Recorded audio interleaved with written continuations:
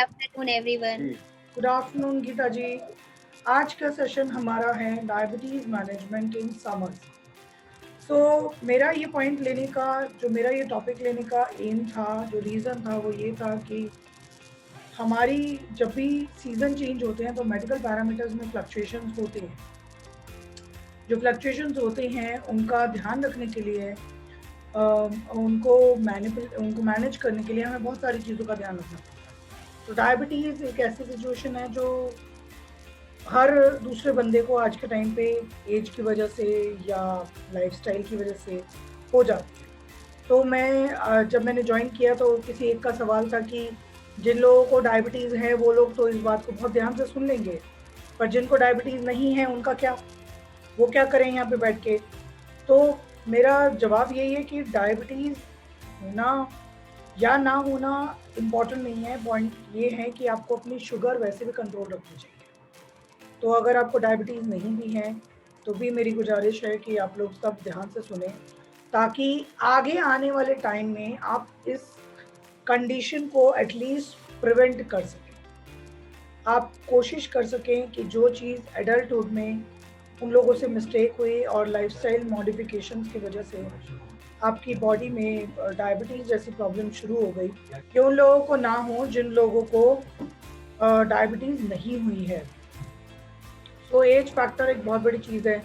कभी भी किसी भी पॉइंट पे आपको diabetes fluctuation, blood sugar fluctuation हो सकते हैं। तो जो ब्लड शुगर फ्लक्चुएशंस होते हैं वो समर्स में, आई बिलीव कि वो समर्स में ज़्यादा होते हैं। उसका रीज़न क्या है? समर्स में फ्लक्चुएशन ज़्यादा होने का रीज़न ये है कि हम लोगों का कार्बोहाइड्रेट लेवल, यानी कि कैलोरीज़, हमारा फूड इनटेक कंपैरेटिवली कम हो जाता है। बड़ा सरप्राइजिंग सा पॉइंट है, लेकिन ये बड़ा वैलिड पॉइंट है। फॉर एग्ज़ाम्पल मान के चलते हैं आप लोग इंसुलिन पे चल रहे हैं। जो पहले इंसुलिन पे, मैं पहले उनके पॉइंट क्लियर कर देता हूँ। मान लीजिए आपका इंसुलिन चल रहा है 20 यूनिट्स बिफोर मील। अगर आपका 20 यूनिट्स बिफोर मील चल रहा है, तो दैट इज़ द रिक्वायरमेंट कि आप मील के बाद प्रॉपर प्रॉपर खाना खाएँ, जिसमें आपकी कैलोरीज़ जो हैं वो अच्छी खासी हों, कॉम्प्लेक्स कार्बोहाइड्रेट हो, ताकि जो इंसुलिन है वो सही तरीके से बॉडी में काम कर सके। अदरवाइज आपका शुगर ड्रॉप डाउन होना शुरू हो जाता है। यही पॉइंट दवाइयों का भी होता है। इंसुलिन का काम ये है कि डायरेक्टली ब्लड में जाके वो एक्टिव होके और काम करता है। लेकिन जो मेडिसिन होती हैं वो इंसुलिन रेजिस्टेंस फैक्टर को डेवलप करने में हेल्प करती है, मतलब उस फैक्टर से बॉडी को रिलीव करने में हेल्प करती है। और जब मेडिसिन काम करना शुरू करती है तो उस टाइम पे भी यही होता है कि आपकी बॉडी में इंसुलिन ठीक से काम करना शुरू कर देता है, सडनली आपका शुगर जो है वो ड्रॉप डाउन हो जाता है। तो ये फ्लक्चुएशन इसीलिए हुआ कि आपने दवाई तो ठीक ठीक से खा ली, इंसुलिन तो ठीक से टाइम पे ले लिया, लेकिन आपने डाइट ठीक से नहीं ली। डाइट ठीक से ना लेने का रीज़न क्या है? गर्मी थी, पानी पी लिया बहुत ज़्यादा, पेट भरा-भरा लग रहा है, कुछ खाने की इच्छा नहीं। ये बहुत जनरल रीज़न है। या फिर नाश्ता कर लिया, अब तो पेट भरा-भरा लग रहा है, अब कुछ खाने की इच्छा नहीं हो रही। 2 ग्लास पानी पी लिया, अब तो लंच नहीं करेंगे, आप अपने मील स्किप कर दें। तो शुगर फ्लक्चुएशन होने का समझ में सबसे बड़ा रीज़न यही है कि आप अपने मील स्किप करते हैं। आपकी क्वांटिटी ऑफ मील उतनी नहीं होती जितनी कि आपकी बॉडी को रिक्वायरमेंट है। दूसरा रीज़न, जो हमारे गर्मियों के फूड्स होते हैं वो सारे के सारे हाइड्रेशन रिच होते हैं, एनर्जी रिच नहीं होते।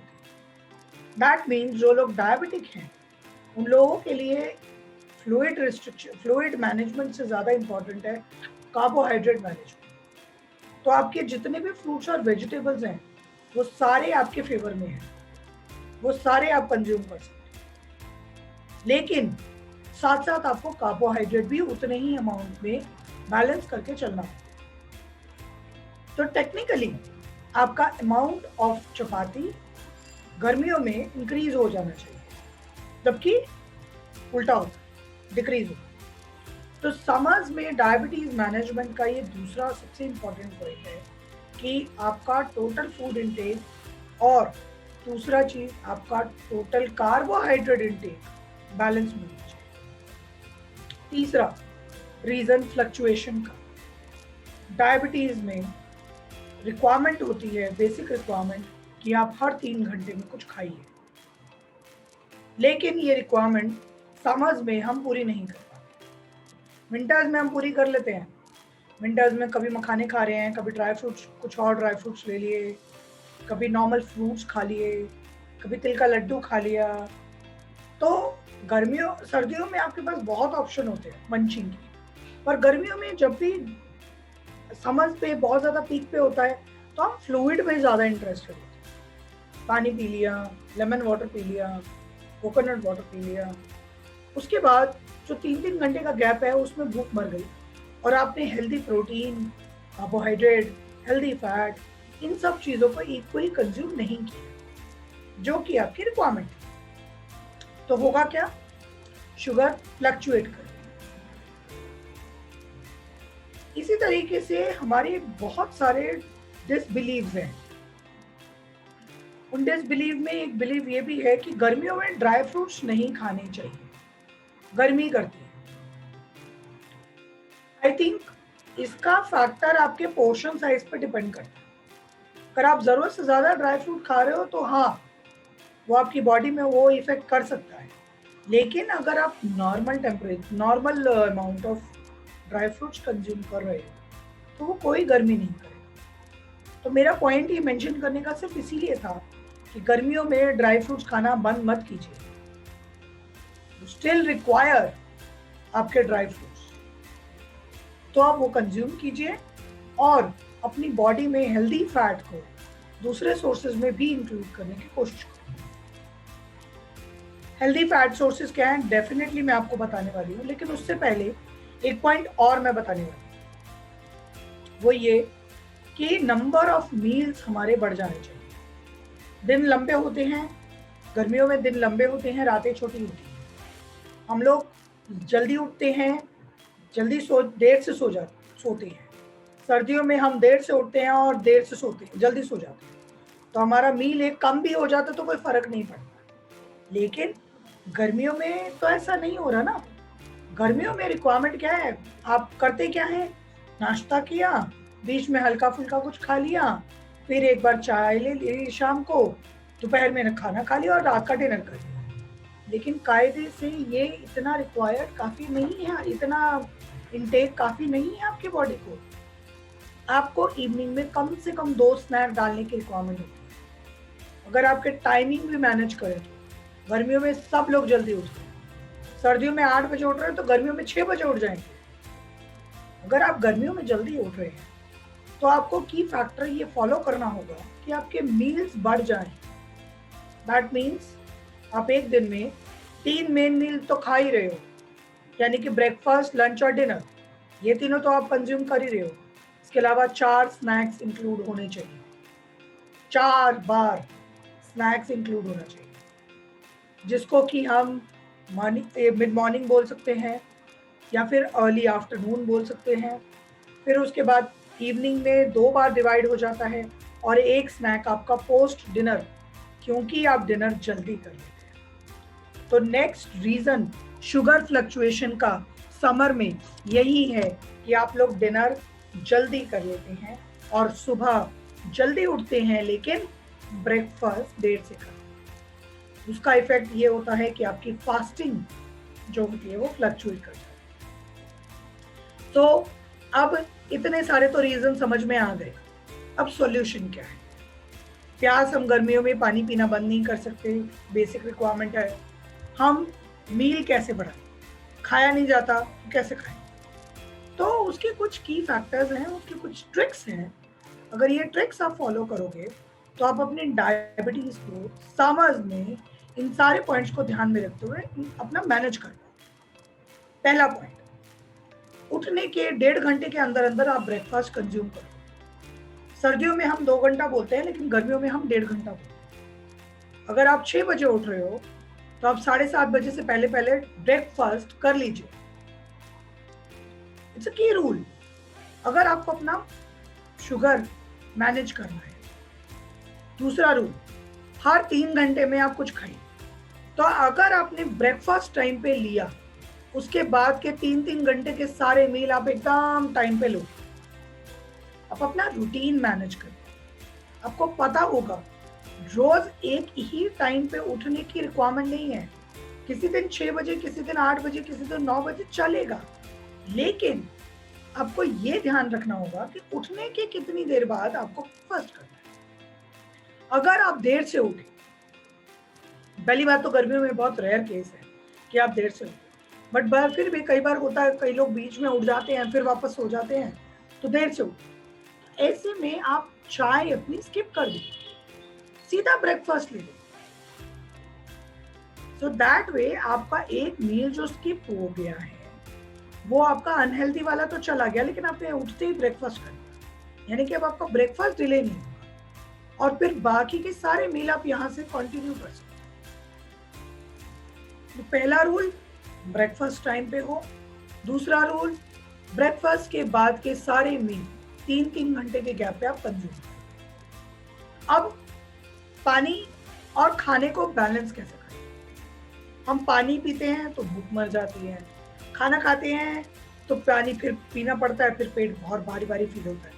तो रिक्वायरमेंट यही है कि आप पानी पीजिए, लेकिन एक बारी में ज़्यादा पानी मत पीजिए।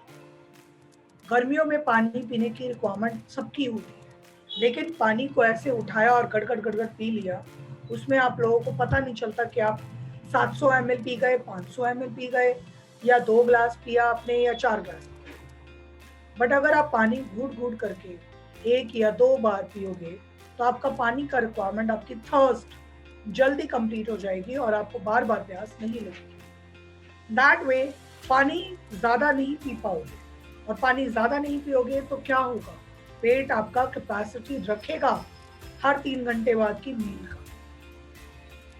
तो पानी पीना है, पानी कम नहीं करना, लेकिन एक बारी में ज़्यादा नहीं। अब आप हर 1 घंटे पे पानी पियो, लेकिन थोड़ा थोड़ा पानी, ताकि आपका एपेटाइट कॉम्प्रोमाइज ना हो। आपका एपेटाइट कॉम्प्रोमाइज होता ही इसीलिए है क्योंकि हम पानी ज्यादा पीते हैं। दूसरी चीज, तीसरी ट्रिक, जब पानी की बात आती है तो हम पानी, जब प्यास की बात आती है तो हम पानी पी के प्यास बुझा लेते हैं। बट कई बार बहुत ज्यादा गर्मी और ड्राइनेस और डिहाइड्रेशन फील होती है, ऐसे में हम सोचते हैं पानी पी लेते हैं सब ठीक हो जाएगा। उस टाइम पे अगर आप सिंपल पानी की जगह कोई हेल्दी ड्रिंक इंक्लूड कर लेते हैं तो आपको नरिशमेंट भी मिलता है बॉडी को, और आपका हाइड्रेशन भी कंप्लीट हो जाता है, प्लस आपकी थर्स्ट भी कंप्लीट हो जाती है। विच मीन्स कि आपने इंक्लूड करना क्या है, नॉर्मल पानी के साथ साथ आप अगर मैनेज करना चाहते हो अपनी थर्स्ट तो आप इंक्लूड कर सकते हो कोकोनट वाटर, आप इंक्लूड कर सकते हैं बटर मिल्क, आप इंक्लूड कर सकते हैं नॉर्मल रूम टेम्परेचर पे दूध, मिल्क, 1 कप 1.5 कप। होगा क्या उससे? इससे ये होगा कि आपकी बॉडी को प्रोटीन मिलता रहेगा, बीच बीच में एनर्जी मिलती रहेगी। तो अगर आप हर 3 घंटे पे कुछ खा नहीं पा रहे, आप कुछ पी लीजिए जो आपका कैलोरीज कंटेन कर रहा है, जो आपका प्रोटीन कंटेन कर रहा है, जो आपका एनर्जी कंटेन कर रहा है। अल्टीमेटली अगर आपने प्रोटीन भी लिया है डाइट, तो वो भी कन्वर्ट होकर आपका ग्लूकोज में जाएगा और ब्लड में चिपक जाएगा। दैट वे आपकी बॉडी के अंदर जो रिक्वायरमेंट है न्यूट्रिशन की, वो पूरी हो जाएगी और डायबिटीज की दवाइयों का असर प्रॉपर, इंसुलिन काम करेगा क्योंकि आपने प्रोटीन लिया है in the form of a glass of butter milk. 1 glass butter milk पीने से आपको 8 ग्राम प्रोटीन मिलता है, 1 गिलास दूध पीने से आपको 10 ग्राम प्रोटीन मिलता है। अब आप सोचिए कि हम पीते हैं तो 1 ही ग्लास पी जाते हैं और प्यास बुझ जाती है, लेकिन प्रोटीन कितना अच्छा मिल गया। दूसरा, कोकोनट वाटर। कोकोनट वाटर में इतने मिनरल्स हैं, आपकी बॉडी को बैलेंस करने के लिए कोकोनट वाटर से अच्छा गर्मियों में कुछ नहीं है। बस उन लोगों को ध्यान रखने की जरूरत है जिनका पोटेशियम ज्यादा। अदर देन दैट सब कोई कोकोनट वाटर डेली पी सकता है। कोकोनट वाटर पीने की भी एक ट्रिक होती है। अगर आप फ्रेश कोकोनट वाटर पीना चाहते हैं, आपने लिया मार्केट से, उसको बोलिए पूरा छीलेगा नहीं, ऊपर से कटवा दिया लेकिन पूरा नहीं खुलवाया, ओपन नहीं करवाया, ला के उसको फ्रिज में रख लीजिए, 1 घंटा फ्रिज में रखिए। उसके बाद चक्कू से उसको छील लीजिए, और चक्कू भी नॉर्मल चक्कू नहीं, पीलर लीजिए। पीलर में आगे ऐसे पॉइंटिंग नोक होती है ना, उस पॉइंटिंग नोक से आप छेद कर लीजिए और पानी गिलास में निकाल के पीजिए। ट्रस्ट में, ठंडा पानी आपकी बॉडी में से हॉट फ्लैश को कंट्रोल करेगा, एक्स्ट्रा स्वेटिंग हो रही है उसको बैलेंस करेगा, मिनरल्स को बैलेंस करेगा, आपको आपकी थर्स्ट को कंट्रोल करने में हेल्प करेगा। और कोकोनट वाटर ऐसी चीज़ है, पीने के बाद तो बड़ा हेवी फील होता है, लेकिन आधे घंटे बाद पूछोगे तो खाली एकदम भी नहीं, क्योंकि आधे घंटे बाद जैसे आप यूरिनेशन के लिए चले जाओगे, कोकोनट वाटर पीते ही आपको यूरिन आएगा, आप यूरिनेशन के लिए गए, सारा टॉक्सिन्स बॉडी में से बाहर, अब आपकी बॉडी एकदम लाइट हो। अब आप लीजिए अपना मील, हेल्दी मील, इतनी जल्दी बॉडी को वो न्यूट्रिशन एब्जॉर्ब होगा। आपका शुगर, अगर आपने इंसुलिन लेना है तो पहले आप कोकोनट वाटर लेके बॉडी को क्लीन कर लो, फिर उसके बाद अपना इंसुलिन लेके मील लो, बॉडी बहुत अच्छे से रिएक्ट। इसके अलावा हमारी डाइट में, हमारे फूड प्रोडक्ट्स में, सोर्सेज में, समझ में ऐसी बड़ी अच्छी अच्छी चीज़ें आती हैं जो एक्चुअली में डायबिटिक पेशेंट के लिए भी बहुत फायदेमंद है। जैसे पन्ना, मैंगो पन्ना, उसमें से आप चीनी हटा दो और उसको थोड़ा ज़्यादा डाइल्यूट करो, यानी कि आपने सिर्फ 1 फाँक लिया है कच्चे आम का, उसको पीस के आपने पानी में बना के उसका पन्ना बना दिया। अब आपने उसमें नमक डाला, चाट मसाला डाला, काली मिर्च डाली, लेकिन चीनी नहीं डाली। ये आपको न्यूट्रिशन देगा, हाइड्रेशन देगा, मिनरल बैलेंस देगा, विटामिन सी देगा, लेकिन शुगर नहीं बढ़ाएगा। और ये पन्ना आपको लेना है किसके साथ? अपनी मील के साथ, चपाती के साथ। That way the negative effect of sugar जो कि मैंगो में प्रेजेंट होती है वो सप्रेस हो जाएगी, और विटामिन सी बहुत अच्छे से कंज्यूम होगा बॉडी में, और आपको बहुत एनर्जी आएगी। लेकिन ये फ्रीक्वेंसी आप रोज नहीं कर सकते। हफ्ते में 2 बार ये सॉल्ट बेस्ड पन्ना लेंगे, आपको बहुत फायदा होगा। जो डेली वाले ड्रिंक है वो यही है, coconut water, lemon water, butter milk, यही है। तो अगर आपको डेली बेसिस पे फ्लूइड मैनेज करना है तो फ्लूइड के साथ साथ आपको कार्बोहाइड्रेट भी मैनेज करना है। मैंने बताया कि कैलोरीज पूरी होनी चाहिए और कार्बोहाइड्रेट पूरा होना चाहिए। कैलोरीज पूरी करने का सबसे अच्छा तरीका तो ये था कि आप बीच बीच में जब वाटर आपको प्यास लग रही है, आप पानी पी रहे हैं, तो पानी की जगह आप हेल्दी ड्रिंक्स ले लीजिए ताकि आपकी बॉडी में न्यूट्रिशन मिल सके। अब बात आती है कि आपका कार्बोहाइड्रेट कैसे मैनेज करें। कार्बोहाइड्रेट को मैनेज करने का सबसे अच्छा तरीका ये है मल्टीग्रेन चपाती। सर्दियों में तो हम मल्टीग्रेन चपाती बड़े अच्छे से खा लेते हैं, पर गर्मियों में सोचते हैं ये अनाज तो गर्म होता है, ये ज्वार गर्मियों में नहीं खाना चाहिए, बाजरा गर्मियों में नहीं खाना चाहिए। ये आपका फैक्टर जो है इसको हम चेंज कर सकते हैं। आप अपना एक मल्टीग्रेन आटा बनाइए।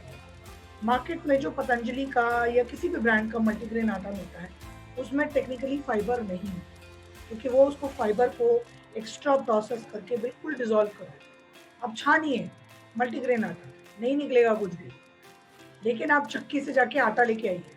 चक्की से जाके नॉर्मल आटा भी लोगे ना, उसमें भी छानने पे चोकर निकलता है। दैट मीन्स कि वो हेल्दी है, हमें वो चोकर कंज्यूम कर रहा है।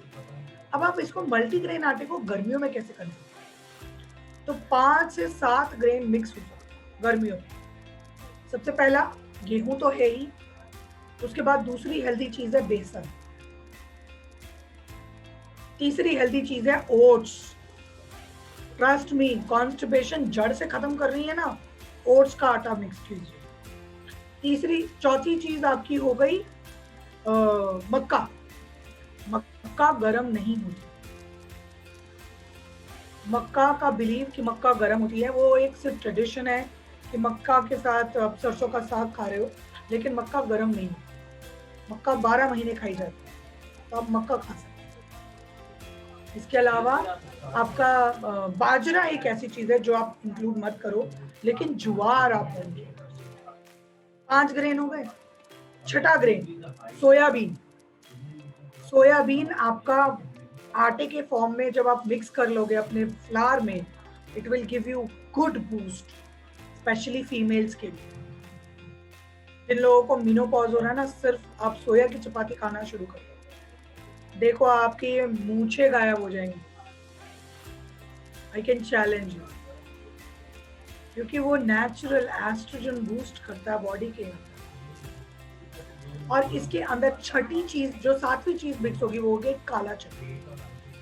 इनका सीजन से कोई रेलेवेंस नहीं है, लेकिन ये जब आपके मिक्स हो जाते हैं तो प्रोटीन भी बढ़ा देते हैं, कार्बोहाइड्रेट भी बढ़ा देते हैं, good quality carbohydrate and fibre.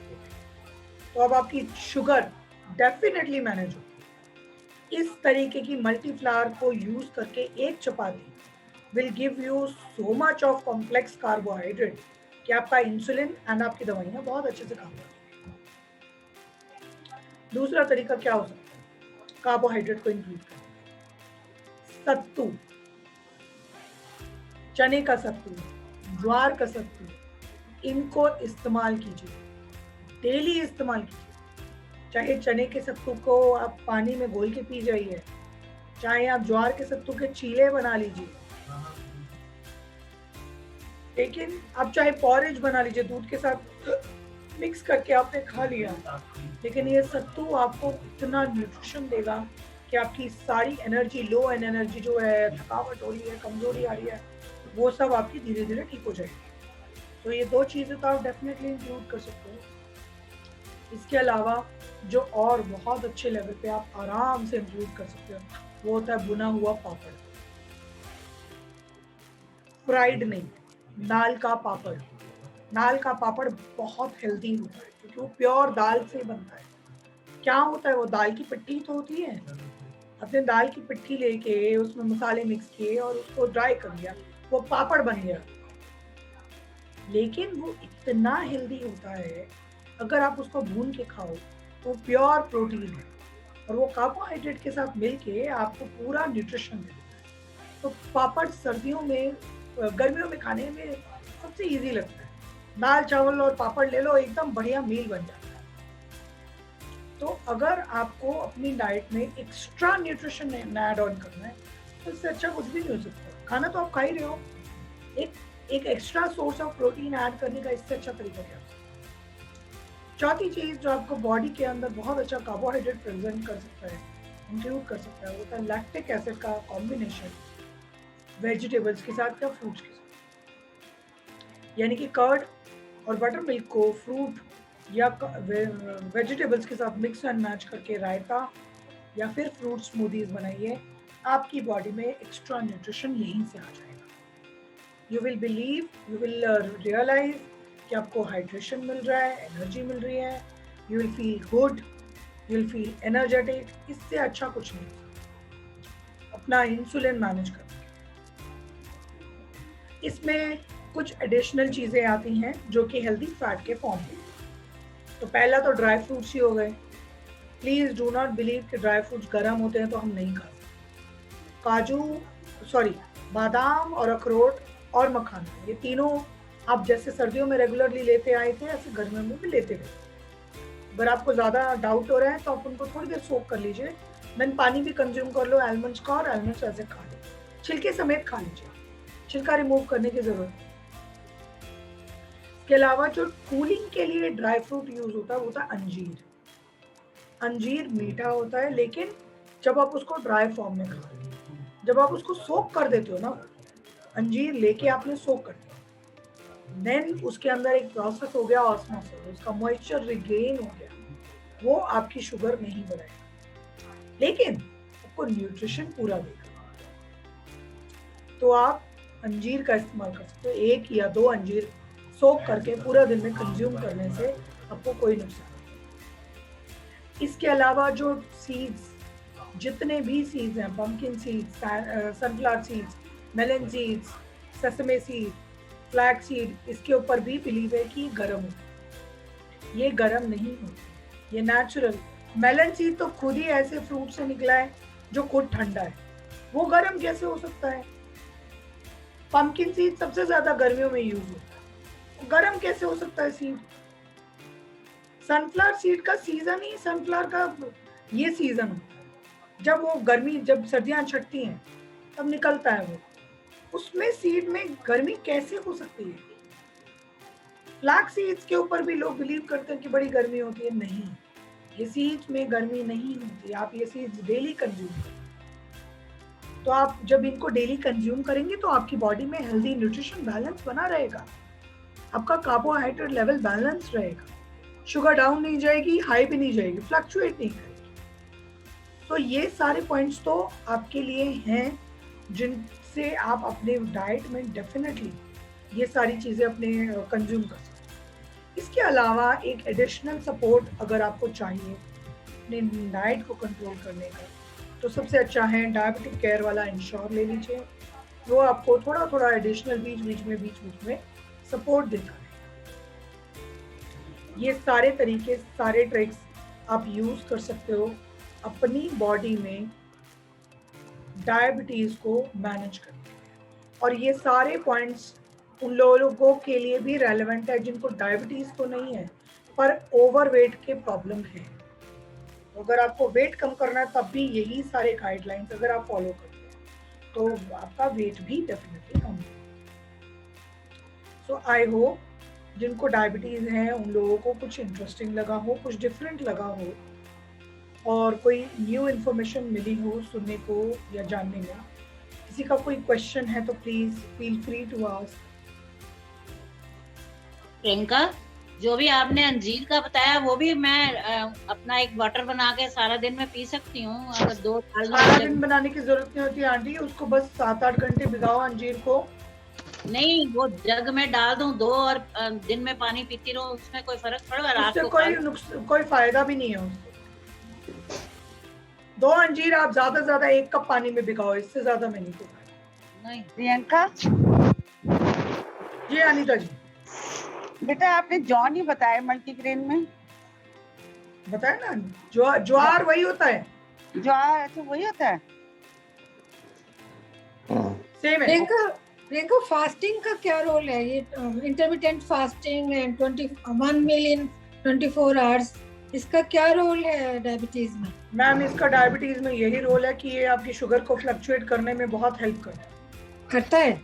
हाँ, तो हेल्प करता है फ्लक्चुएट करने में करता है उसको फ्लक्चुएट। हाँ, डायबिटिक पेशेंट इंटरमिटेंट फास्टिंग नहीं कर सकते। लेकिन कई लोगों ने ये, मैंने उनको इंटरव्यू किया कई लोगों को जो कि फास्टिंग फिर 1 मील इन 24 आवर्स प्रोटीन लेते हैं, हैवी प्रोटीन लेते हैं 1 घंटे में 1 आवर की विंडो में, और उनका कंट्रोल रहता है डायबिटीज।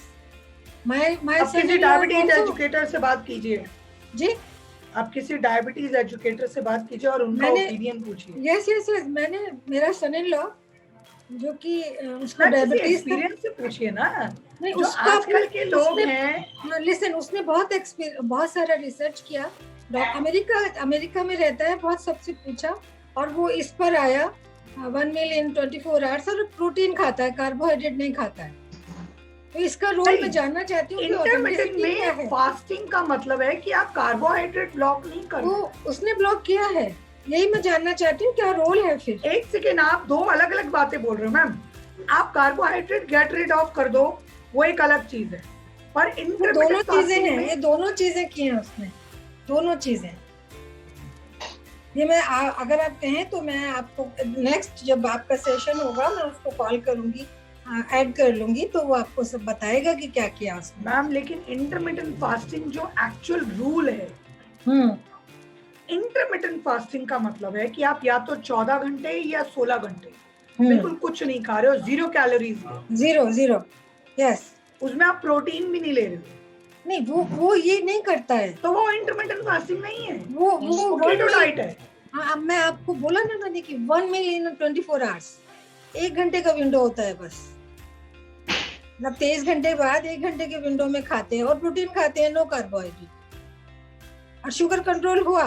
अगर आप कहें तो मैं नेक्स्ट बारी जब भी आपका सेशन होगा मैं उसको ऐड करूंगी। जो ऑलरेडी नहीं मैम देखिए, ये डिबेट ही नहीं है, ये कोई मैं डिबेट। डिबेट की बात नहीं है, मैं एक्सप्लेन करने की बात करना चाहती हूँ। नीलिमा जी, मैं कुछ बोलना चाह रही हूँ, मेरी बात सुनिए। जी जी जी। जो लोग और अभी प्री डायबिटिक स्टेज पर हैं या जिनकी बहुत इनिशियल स्टेज पर है, जिनके लिए शायद एक बारी पे ये बिलीव हो सकता है कि भैया इंटरमिटेंट फास्टिंग काम करे। पहली बात तो वो जो कर रहे हैं वो इंटरमिटेंट फास्टिंग, मैं कर ही नहीं रही बात इंटरमिटेंट की, वो फास्टिंग अलग चीज है, ठीक अलग है वो। दूसरी चीज कि ये जो कंडीशन है, जो ऑलरेडी जिनकी फ्लक्चुएशन इतनी ज्यादा है, उनकी फ्लक्चुएशन और ज्यादा बढ़ जाएगी फास्टिंग करने से। Okay okay. आग में घी डालने वाला काम करेगी और कुछ नहीं करेगी। अच्छा। अगर मुझे अपनी, मान लो मेरी फैमिली हिस्ट्री है डायबिटीज, मुझे कह देते हैं कि भाई तुम्हारी फैमिली हिस्ट्री है डायबिटीज और तुम्हारा HbA1c जो है वो 5-6 टच कर रहा है, दैट मीन मैं अवेयर हो गई कि भैया मेरी तो फैमिली हिस्ट्री है, मुझे ना हो जाए, I need to control my diabetes. तो मेरे ऊपर असर कर सकता है कि मैं अपना वजन कम रखूं, मैं फास्टिंग कर लूं, मेरा कार्बोहाइड्रेट वगैरह बैलेंस हो जाए। लेकिन जो ऑलरेडी डायबिटिक है पेशेंट, 5 साल से ऊपर डायबिटिक है पेशेंट, दवाइयां खा रहा है, इंसुलिन पे रहा है, उसको इन फास्टिंग कभी सूट नहीं करेगी। खैर मैं बात करूंगी और इस बारे में, और ये उस चीज से बिल्कुल फर्क, मतलब ऑपोजिट तो है उनको ये। पड़ेगा, लेकिन जिसका HbA1c 10 है उसको नहीं फर्क पड़ेगा, जिसका ऑलरेडी फास्टिंग 200 से ऊपर जा रहा है उसको नहीं फर्क पड़ेगा, वो तो पेशेंट कोमा में पहुंच जाएगा। नहीं, सब किसको यही मेरा क्वेश्चन था कि क्या रोल है उसका फिर, वो हर एक को यही नहीं मेरा कर क्वेश्चन है। वो सिर्फ उसका रोल तब तक है जब तक कोई प्री डायबिटिक है या आपको कंट्रोल करनी है आपको। अच्छा नीलिमा जी देखिए, ऐसा है कि कार्बोहाइड्रेट का इतना बड़ा रोल है, जो ब्रेन है ना, ब्रेन उसको कार्बोहाइड्रेट भी चाहिए, प्रोटीन भी चाहिए और फैट भी चाहिए। जी जी जी, ये सब बातें तो मैंने उस इंटरव्यू, क्या है कि पढ़े लिखे बच्चे हैं ये बहुत, वो भी एक कंपनी को CEO है जिसने ये किया, मेरा सन इन लॉ अमेरिका में रहता है। तो लेकिन मैं बड़ी वरीड हो गई जब उसको बहुत जल्दी एज में डायबिटिक हो गया, शुगर हो गया उसको। तो लेकिन उसने कैसे उसमें से निकला, मैं सिर्फ वो ही बात करना चाह रही थी। लेकिन कई लोग उसको बहुत अपोज करते हैं, कई लोग मानते हैं। हाँ हाँ, वो ठीक है, लेकिन बहुत एनर्जेटिक है। ठीक है, सब लोगों के लिए लागू नहीं होता, अगर उसने कर दिया बहुत अच्छी बात है। हाँ, मैं वही रोल जानना चाहती थी। जैसे ये प्रियंका जी बता रही हैं, इसको जनरलाइज नहीं किया जा सकता। नहीं, उसको भी नहीं किया जा सकता जनरलाइज, लेकिन हाँ हाँ बिल्कुल। ये बात है। वो जो उस दिन आए थे ना, न्यूरोलॉजिस्ट आई थी लेडी सोनिया, पता नहीं आपने प्रोग्राम देखा नहीं देखा नहीं था मैंने। उन्होंने इतना बढ़िया बताया कि कार्बोहाइड्रेट उतने एसेंशियल है जितने कि प्रोटीन और फैट। हाँ जी, फैट को तो बहुत फैट तो वो भी बहुत लेता है। तो हाँ तो मेरे वो को उनका केस उनका तो डेफिनेटली, अगर वो उन्होंने कार्बोहाइड्रेट्स ना लेके कंट्रोल कर लिया, that is excellent, but slowly and gradually ही has to come on carbohydrate as well. बाद में तो आना, लेकिन मुझे समझ नहीं आया था। मेरे हस्बैंड डॉक्टर थे, देखिए नामी साहब, तो मेरा बैकग्राउंड भी वैसा है, इसलिए मेरी क्यूरियोसिटी भी बहुत ज्यादा है। इसीलिए आपको इंक्विजिटिवनेस रहती है। ठीक है, मेरी इंक्विजिटिवनेस बहुत रहती है कि ऐसा कैसे हो गया कि कार्बोहाइड्रेट छोड़ दिए, शुगर भी ठीक हो गया। वो आपको क्वेश्चन ठीक है, एक बार खाता है। लेकिन जो प्रियंका जी कह रही है, as a dietitian she can not say like this. हाँ, वो तो नहीं कहेगी, फिर भी ठीक है, चलिए alright, thank you so much. Pawan ji बोलिए, सवाल पूछ सकते हैं, आप सवाल पूछ सकते हैं। हेलो, 1 मिनट राजेश जी, पवन जी बोलिए। मैम मेरे को ना अल्सरेटिव कोलाइटिस है, तो ज्यादा हैवी फाइबर ना मुझे डाइजेस्ट नहीं होता, कि जैसे आप कह रहे हो सोयाबीन और वो सब मिला के आटा बनाए, मुझे वो शायद लेना चाहिए कि नहीं, मैं पूछ रही हूँ, मेरा पेट उसको हजम नहीं। सॉल्युबल फाइबर होता है, जब आप इसको बना रहे हो तो it's not that harsh fibre आपके लिए होगा। जैसे आपने कच्चा वो खा लिया, फ्रूट्स, वो जो वेजिटेबल्स होते हैं जैसे कैरेट, चुकंदर, ये आपके लिए हार्श हो सकते हैं, लेकिन अनाज वाला जो फाइबर होता है इट्स अ सॉल्युबल फाइबर, वो बॉडी में डायरेक्टली वो नहीं करेगा, लेकिन कॉन्स्टिपेशन क्योर करने में हेल्प करता है। मैंने एक बार ये सोयाबीन और ये सब मिला के रोटी बनाई थी, तो 3-4 घंटे तक भूख ही नहीं लगी थी मुझे, इतना वो हैवी लगा। आपने पोर्शन साइज ज्यादा कर दिया होगा ना। एक रोटी खाई थी तो मुझे बहुत हैवी लगी। नहीं, मतलब हर आटा ज्यादा मिक्स कर लिया होगा। अच्छा, कितनी रेशो आप बताइए? हमारी हिसाब से 3:1 का रेशो होता है। 3 चम्मच आपका गेहूं का आटा और बाकी 1 चम्मच, बाकी सारे आप मिलाइए, लेकिन बाकी सब 1 चम्मच। एक चम्मच मतलब वो बना के रख लें, फिर बना उसमें के से तो मैं क्या करती हूँ, मैं 3 किलो नॉर्मल गेहूं का आटा लेके आती हूँ और अच्छा बाकी के 6 किलो 1-1 किलो अलग अलग आटे लेके आती हूँ। अच्छा, उनको फिर तो मिक्स सबको करके मिक्स रख कर लो तो तकरीबन 10 किलो का आटा मतलब ठीक है। रेशो बना नहीं, लो। वो घर में सब लोग तो नहीं खाते, तो अपने लिए हम अलग थोड़ा लोग क्यों नहीं पोर्शन खाते, मिक्स सब कर, लोग खाते हैं। नहीं पसंद उनको तो अपना पोर्शन हम अलग बना लें, जो अब भी अपना पोर्शन अलग है। That's a good idea, thank you. आपका सेशन बहुत अच्छा था, बहुत समझ में थैंक आई यू सो बात। Much ma'am, thank thank you you so so much. Much. Rajesh ji बताइए क्या सवाल था? प्रियंका क्या ने आप म्यूट, हाँ बोलिए।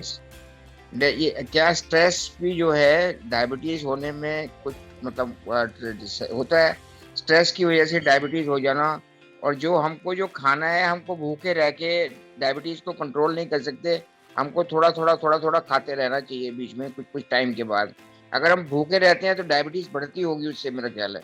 हाँ, अगर आप स्टार्वेशन पे हैं, अगर आप 3 घंटे से ज्यादा का गैप कर रहे हो मील में, तो आपकी दवाई जो है डायबिटीज की वो ठीक से काम नहीं कर पाती, क्योंकि उसको कार्बोहाइड्रेट चाहिए, उसको एनर्जी चाहिए, तभी वो मेडिसिन काम कर सकती है। पहला फैक्टर। दूसरा फैक्टर जो आपने स्ट्रेस की बात करी, एक होता है होलिस्टिक न्यूट्रिशन।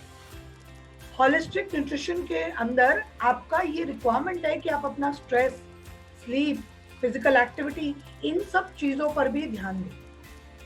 अगर स्ट्रेस ज्यादा है तो हमारी बॉडी में हॉर्मोन्स डिस्टर्ब होती हैं। वो जो हॉर्मोन्स डिस्टर्ब होते हैं वो ब्रेन की एक्टिविटी से इंसुलिन पर असर डालते हैं, और वो जो इंसुलिन जिसको तरीके से काम करना चाहिए वो नहीं कर पाता, और उसकी वजह से शुगर बढ़ जाती है। स्ट्रेस और स्लीप, इन दोनों का डायबिटीज में डायरेक्ट रोल है। अगर आपको अपना न्यूट्रिशन, अपना शुगर कंट्रोल करनी है तो स्ट्रेस को भी कंट्रोल करना चाहिए। और डॉक्टर ये लाइफस्टाइल भी चेंज करना होगा, थोड़ी एक्सरसाइज वगैरह। लाइफस्टाइल तो खैर सारी बात है, ये है ही lifestyle management disease. Diabetes is nothing but a lifestyle management. हाँ जी, पर it is very dangerous, it is very dangerous for the body parts. It is very dangerous. It can lead to life-threatening situations. It can lead paralysis, coma, anything, cardiac arrest, anything. Kidney suddenly crash down हो जाते हैं, लोगों को पता नहीं चलता, क्योंकि diabetes control में नहीं थी और आपकी किडनी जो थी सडनली गिव अप कर दी। अच्छा Priyanka, I want to ask कि जो ये ड्राई फ्रूट्स, आमंड्स वगैरह हैं, पीपल से कि इनको भिगो सोक करके फिर खाने से इनकी न्यूट्रिटिव वैल्यू बढ़ जाती है। Is there any effect? नहीं, इट्स नॉट दैट। ये नेचुरल है, इनमें थोड़ा सा वाटर कंटेंट बढ़ जाता है, बस और कुछ नहीं। ड्राई फ्रूट का मतलब क्या हुआ, एक फ्रूट को ड्राई आउट करा, उसका पानी निचोड़ दिया, वो ड्राई फ्रूट बन गया। आप उसको पानी में भिगा के वापस उसके अंदर पानी घुसाने की कोशिश कर रहे हो और सोच रहे हो वो नेचुरल फ्रूट की फॉर्म में बन के आपको ज्यादा न्यूट्रिशन देगा, ऐसा नहीं। वो मिथ है, बल्कि आपका पानी में भिगाने से उसके एंटी ऑक्सीडेंट्स, उसके जितने हेल्दी जो विटामिन्स हैं, जो थोड़े बहुत मिनरल्स हैं, वो सब डिसॉल्व हो जाएंगे। फिर आप ऊपर से छिलका भी निकाल देते हो और सोने पे सुहागा, छिलके में और न्यूट्रिशन चला गया। छिलका तो इनएविटेबली निकालेंगे। हाँ, वो तो नहीं निकालने की जरूरत है, आप ऐसे ही खा लीजिए। हाँ, वैसे ही खालेंगे जी, ड्राई फ्रूट निकालने की जरूरत नहीं है। Thank you. ओमेगा 3 तभी मिलेगा अगर अखरोट को चबा के खाएंगे। एग्जैक्टली, आप ऐसे ही खोला और खा लिया तभी फायदा है, वरना न्यूट्रिशन नहीं मिलता। जी, किसकी आवाज थी? हाँ जी, मैं बोल रही थी। बोलिए सुरेश आंटी, बोलिए। हाँ जी, इस रात को ना मुझे भूख लगती है, तो हमें क्या करना चाहिए? मतलब रात को टाइमिंग बताइए, खाना खाने के बाद? नहीं, खाना खाने के बाद नहीं, आफ्टर यूरिनेशन। जैसे 10 बजे मैं सोई तो 1 बजे मुझे भूख लग जाती है आफ्टर। हाँ, मतलब वही आधी रात को ना, खाना खाने के बाद, डिनर के बाद। हाँ जी। तो डिनर के बाद आप दूध लेके नहीं सोते हैं? हाँ, दूध लेके भी उसके बाद अगर आ जाए तो तब क्या करें? आप अपने पास भुना हुआ चना रखिए। अच्छा, भुना हुआ चना सबसे हेल्दी है। आप जितना मर्जी खा लो, उसमें कोई नुकसान नहीं तो कोकोनट वाटर पी ले तो हो सकता है। फिर यूरिनेशन आएगा, फिर उठोगे, फिर नींद खराब होगी। अच्छा, चलो ठीक है भाई। आपने भुना हुआ चना खाया थोड़ा सा और सो गए, और सुबह की मेरी फास्टिंग भी कम हो जाती है, शायद भूख से होती है। सुबह की फास्टिंग कम आती है आपकी? प्रियंका आप एक बार पूरा, मैं सर एक मिनट प्लीज, आप एक बार पूरा मॉनिटरिंग करो अपना, रैंडम मॉनिटरिंग की थी डॉक्टर बाबा से, वो तो आते ही थे महीने में, तो पूरा लिख के दे गए हैं। उन्होंने भी यही कहा था कि आप उठ के कुछ ना कुछ खा लिया करो। हाँ, तो आप रात में भी जैसे भुना हुआ चना, पर अच्छा नहीं लगता मुझे, मैंने कहा मुझे आदत पड़ जाएगी। आप ट्राई करके देखो आंटी, उससे रिलीफ मिलना चाहिए। प्रियंका जी नीलू जी, हाँ बात सुनो, अखरोट को हम उसी वक्त तोड़ के खाएं कि जो छीले हुए होते हैं वो खा सकते हैं? खा सकते हो, छीले हुए खा सकते हो, उसमें कोई नुकसान कोई नुकसान नहीं है ना? नहीं, नहीं कोई नुकसान। Thank you. किसी का कोई और क्वेश्चन? कोई और किसी की आवाज है? I want to ask one question. जी जी जी अग्रवाल जी बताइए। हाँ, मैं ये कहना चाहता हूँ कि ये कहा जाता है कि बादाम या अखरोट को भिगो के खाइए। अब मैं वो ले रहा हूँ सुबह को मॉर्निंग में, रात को भिगो देता हूँ, सुबह को ले लेता हूँ। आपने कहा भिगोना नहीं चाहिए। अच्छा, मिसेज जो है चूंकि उनके दांतों की प्रॉब्लम है तो उनको भिगो के बल्कि और काट के देना पड़ता है, तो ऐसे इसमें क्या करना चाहिए ये पूछना चाहता हूँ। आप ये कर सकते हैं कि आप उनको मिक्सी में पीस के पाउडर बना लें। जी जो बादाम ऐसे ही बिना भिगाए, जी, बादाम और अखरोट को मिक्सी में पीस के पाउडर बना लें और उसको दूध में मिक्स करके पी लें। नहीं, इसमें एक प्रॉब्लम ये आ रही है कि जब अखरोट उनको सादा देते हैं जो बिना भिगोए वाला, तो उनके मुंह में छाले पड़ जाते हैं। वो आपने एग्जैक्टली वैसे ही खाया ना, दूध में मिक्स होके जाएगा तो वो नहीं पता चलेगा। मिक्सी में उसको ठंडे दूध में शेक बना लीजिए, नहीं होंगे छाले। अच्छा, सुबह को एक्चुअल में क्या है कि उनको सुबह को प्रॉब्लम ये है, पहले तो खाली चाय लेती थी वो, अब वो 2.5 साल से डिमेंशिया के पेशेंट है, तो मैं चाय बना के देता हूँ 5:30-6 बजे करीब। तो उसमें जो है जैसे मैंने उनको बादाम और अखरोट जाड़ों में दिया, तो बादाम काट दिया, अब अखरोट भी काट दिया, लेकिन उसमें उनको प्रॉब्लम ये रही कि छाले पड़ गए। फिर उसको पहली बात तो ड्राई फ्रूट्स चाय के साथ नहीं लिए जाते। अच्छा, नहीं लेना और चाहिए। ये बिलीव कि ड्राई फ्रूट सुबह सुबह खाना, ये कोई लॉजिक नहीं है।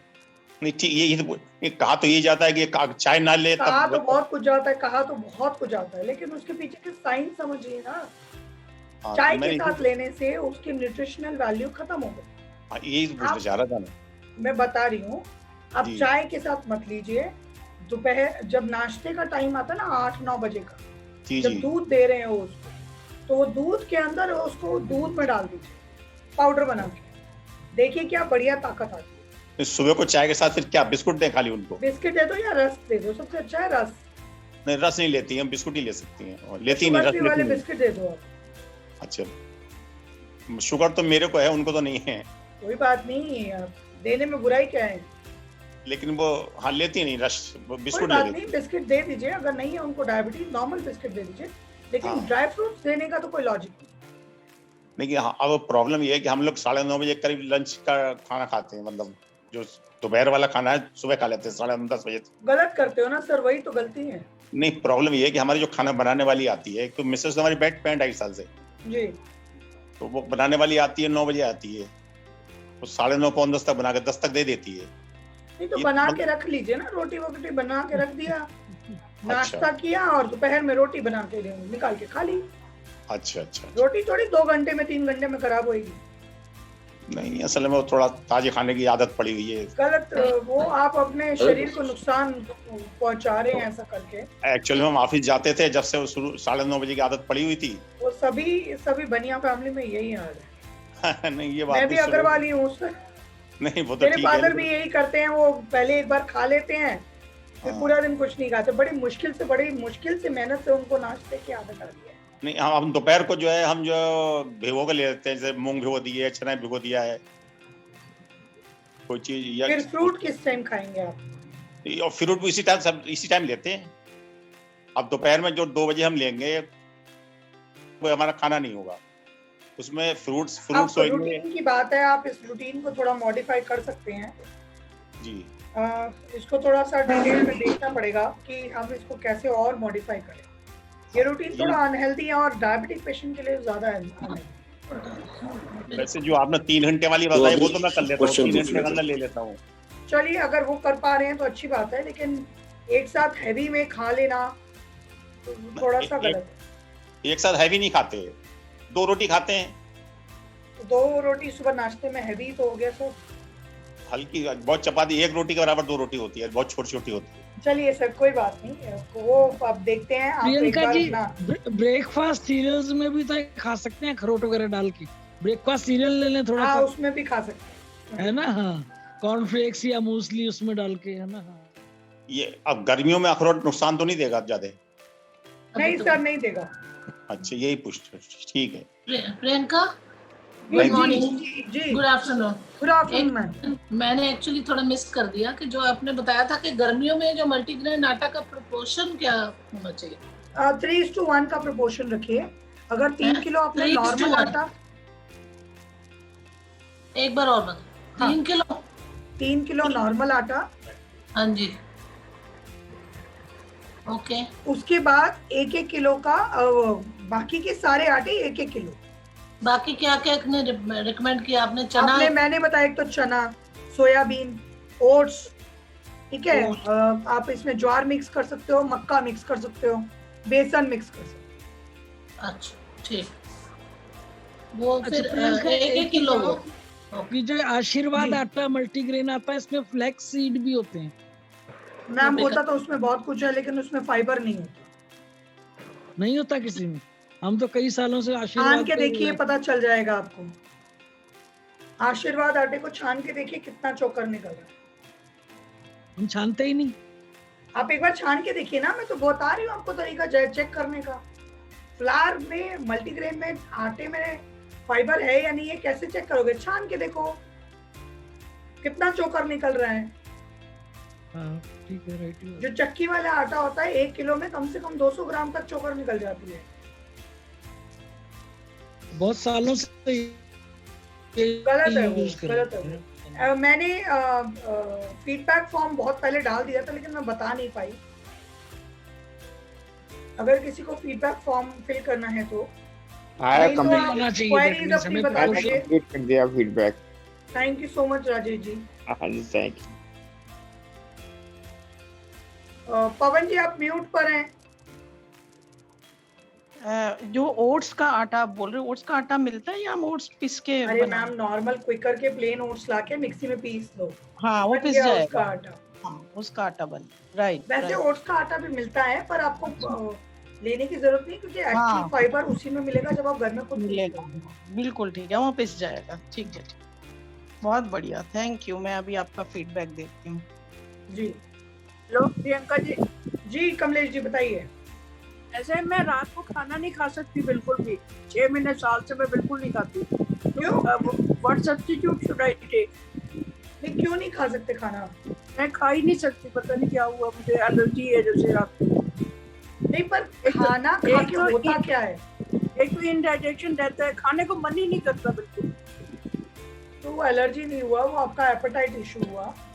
उसके लिए आप यही कर सकते हो कि लाइट, अपना जो भी लाइट होता है, जैसे ब्रेकफास्ट बनाते हैं, कोई भी ब्रेकफास्ट वाला आइटम हम डिनर में बना लो।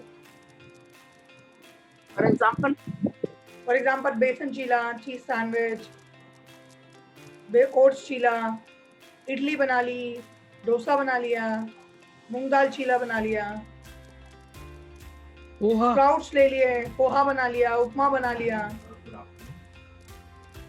ये चीजें रात को डाइजेस्ट हो जाएंगी? जब दिन में हो सकते हैं तो मैम रात को रोटी हो सकती है डाइजेस्ट, तो ये भी हो सकते हैं, ले सकते हैं। ये बहुत अच्छे से डाइजेस्ट होगा, नुकसान नहीं करेगा। आप ट्राई करो। सबसे लाइट होता है बेसन चीला, पेट भी भर जाता है और बहुत ज्यादा कार्बोहाइड्रेट भी नहीं है, इसमें प्रोटीन है, आपको फायदा करेगा। प्रोसेस बता दो बेसन चीला का। क्या बता दो? बेसन चीला का प्रोसेस। मैं तो बेसन चीला पहले अच्छे से बेसन को डिसॉल्व करती हूँ पहले, ताकि उसके गांठ वांठ सब निकल जाए। फिर उसमें मसाले और प्याज टमाटर काट के डाल दो। टमाटर बहुत अच्छा टेस्ट आता है। कई बार सिर्फ प्याज टमाटर डालती हूँ, प्याज भी नहीं डालती। बाकी उसमें आप कुछ भी डाल लो। फिर आप उसमें चुकंदर वो डाल दो, कैप्सिकम डाल दो, आप उसमें गाजर डाल दो। बेसन में घिया कद्दूकस करके बॉईल करके वो मिक्स करके डाल दो, तो बेसन घिया चीला बहुत टेस्टी बनता है, एकदम सॉफ्ट बनता है। डॉक्टर प्रियंका, रागी अच्छा होता है डायबिटीज के लिए? रागी जी रागी अच्छा होता है। रागी अच्छा होता है। हाँ मैम, क्या बोल रहे थे? उत्तपम जैसे ना? हाँ उत्तपम उत्तपम जैसे, बस उत्तपम में ऊपर से स्प्रिंकलिंग करते हैं बेसन चीला में, उसी में ही मिक्स कर देते हैं। Thank you. बस आपको बहुत बारीक बारीक चॉप करना पड़ेगा। ठीक है। किसी और का कोई क्वेश्चन है? कितने बजे खाना चाहिए ये? क्या चीज? रात को मैंने कहा ये जो आपने बताई है डाइट, ये कितने बजे खानी चाहिए? सोने से 2-2.5 घंटा पहले खा लीजिए। About 8 PM। न खाना आपका डिनर कभी भी 9 बजे से लेट नहीं होना चाहिए टेक्निकली। प्रियंका जी, चिल्ला हफ्ते में कितनी दफा यूज किया जा सकता है? रोज खाया जा सकता है, अलग अलग वैरायटी का बना के रोज खा लीजिए। ओके। मंजू जी, सुबह कुछ उठने के 2 समझ नहीं घंटे के आया, अंदर आपका ब्रेकफास्ट आवाज कर कट लेना गई। चाहिए। आपका वो प्रियंका जी का सेटल। ये कहते हैं रेड समवेयर कि भाई सुबह उठने के 2 घंटे के अंदर अंदर आपका ब्रेकफास्ट हो जाना चाहिए। ये तो मैं ही बोलती हूँ। अभी मैंने सबसे पहला पॉइंट वही तो बोला डायबिटीज में। सुबह शुरुआत में बोला होगा, मतलब 10 मिनट लेट हो गई। मैं भी यही बोलती हूँ। मुझे नहीं पता आपने कहाँ सुना, पर मैंने आज यही बोला। आज क्या कब से कह रही है प्रियंका जी? मैं पता नहीं कब से कह रही हूँ, 6 महीने से बोल रही हूँ मैं। तो thank you so much everyone for such a lovely thank you session, Priyanka, thank you so much for all the queries and we'll see you in the next session. Thank you so much. Thank you. Bye. Thank you, सभी को Priyanka. मेरा नमस्ते. Bye everyone. Bye.